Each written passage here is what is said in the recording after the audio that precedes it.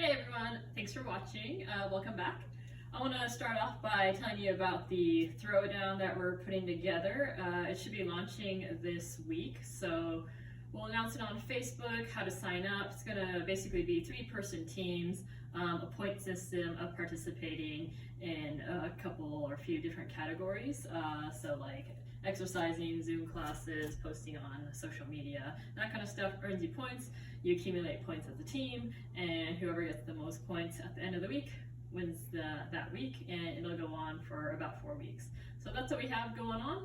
A little quick announcement. Also, don't forget, we've got Zoom classes going. We're going to start a noon class this week. Also, we got the 5 p.m. Zoom classes, and then also the Saturday Zoom class. So definitely check those out. Definitely makes it more fun to work out with some other people rather than just yourself. Hi everyone, welcome back. Just want to get you updated on what's going on with the gym programming. We are starting a in-house competition. It's for fun, mostly participation. There'll be some small prizes just to kind of keep it going, keep you excited. So it's going to run for about 4 weeks. It's consisting of 3-person teams, so make sure you think about your teams. If you need help, you could email me or Janice and we'll get you set up with a team. So 3-person teams, it's going to be a point system of participating in types of exercise, Zoom classes, posting on social media, and then the idea is through your 3-person teams, you accumulate more points, and whoever has the most points will win a small prize at the end of the week, and we'll continue on adding categories throughout the weeks. All right, so pay attention to that, make sure you get all signed up, and think about who you're gonna have as your teammates. So we're sticking to the theme of Squat Monday. We're gonna continue on with the tempo split squats. What we wanna see is a 3-second descent, 1-second pause at the bottom, explode up, and 1-second pause at the top. So 3, 1, X, 1. Plant that foot in, belly tight, hips square. Try to keep that chest up as you go up and down.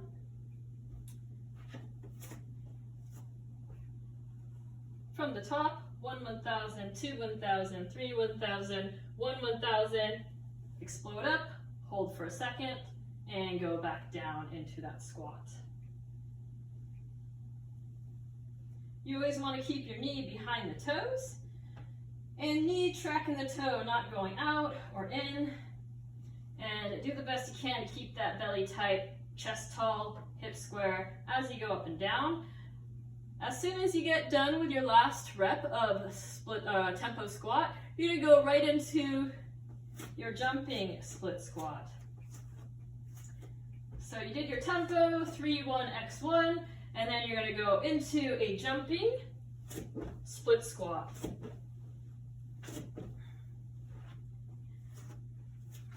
Really try to nail that foot positioning, landing.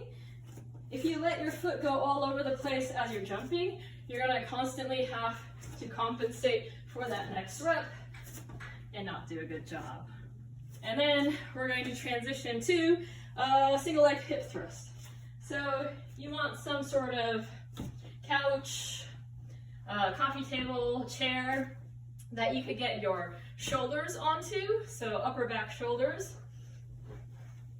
Okay, knees are gonna be bent, and then because we're going single leg, you're gonna bring one side up, other side is bent, foot planted on the floor, belly tight, take a deep breath in, tighten that belly, make sure that back is flat, and you're gonna squeeze your butt cheek, pushing your foot into the ground, and then you're gonna pause at the top, slowly back down.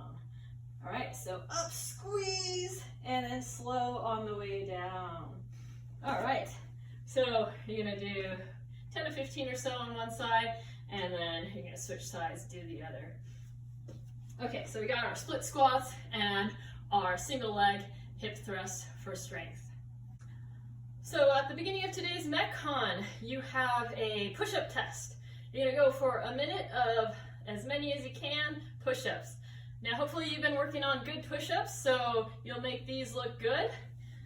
What I'm looking for, hand positioning just slightly outside the shoulder width and same level as that shoulder, so it's stacked. All right, from here, you want to get into a good plank position, which means feet together, belly tight, straight line from the head to the feet. So you're really squeezing those butt cheeks, feet together, squeezing those knees together, belly tight. And from this position, you're going to pull your shoulder blades down away from your ears, and think about screwing your hands into the ground. All right, so you got a good plank position here. You're going to bend your elbows, keeping that hands screwing into the ground, elbows in tight. And then once you touch your chest to the ground, you're going to push into the ground, straighten your elbows, go all the way up. So we're doing as many push-ups as we can in a minute. If you get tired, you could rest, shake it out, keep going, get as many as you can. If you can't do very many push-ups, well, you could always do the modification of elevated push-ups, having your hands elevated, or if you've been working on good negatives, keeping that perfect plank position, you can just count your negatives and see how many good negatives you could do throughout that test. So after a minute of however many you could get, take note of that. You're going to want to keep that number for the future. Immediately following your 1 minute push-up test, you're going to go into 3 minutes of dumbbell snatches. As many as you can, continuously for 3 minutes, alternating your hands. So if you have a dumbbell, you're going to want it right between your feet, underneath you. You're going to keep that dumbbell close. You're going to hinge up the hips. And first motion should be very similar to a deadlift. That power is coming from the hips, and you're standing up hard. All right. And from there, you're going to shrug the shoulder and pull the elbow up high. Now, my palm is facing me. I don't want that dumbbell to go away from me. I don't want my elbow to go down. I lead with the elbow into a high pull, and then I finish off with a punch up towards the ceiling. So it should be one quick explosive motion using the hips, snapping it up.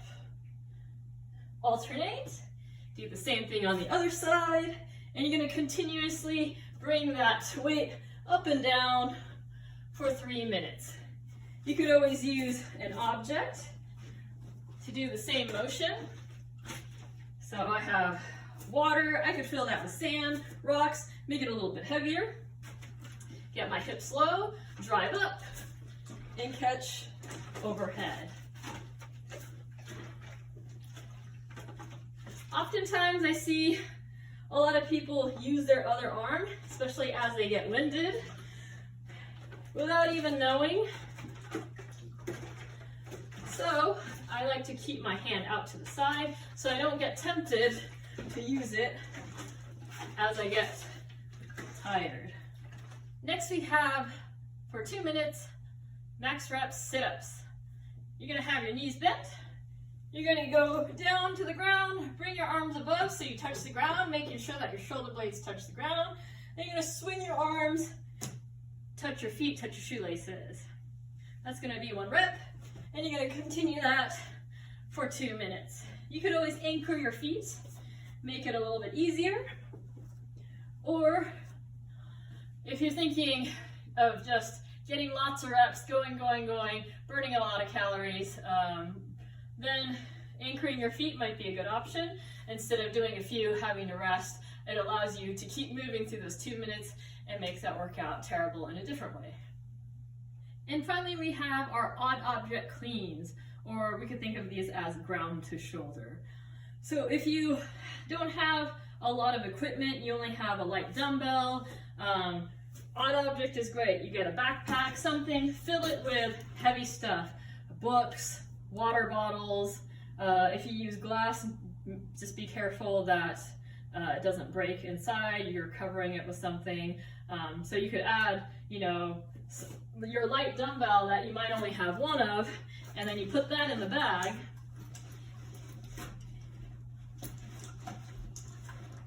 And then you could add some water bottles, and that could make for a good piece of weight equipment. All right, just be careful if it's a hard object and you don't swing it up and hit yourself. So I sometimes would stuff a towel in there, wrap things around, make sure that nothing moves too much, and also keeps it soft. So from the ground, I want to get my hips low, and I want to use the power of my hips to get that to my shoulders. Or I could go to one shoulder, do it like a sandbag clean, and alternate shoulders.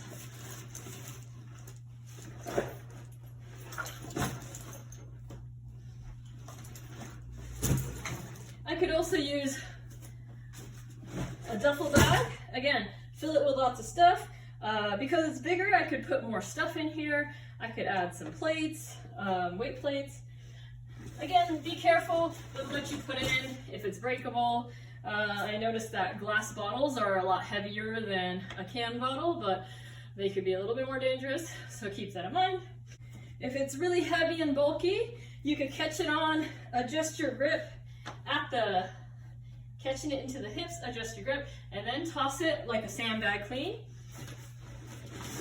And depending on your living situation, you could even toss it over your shoulder if your living situation allows.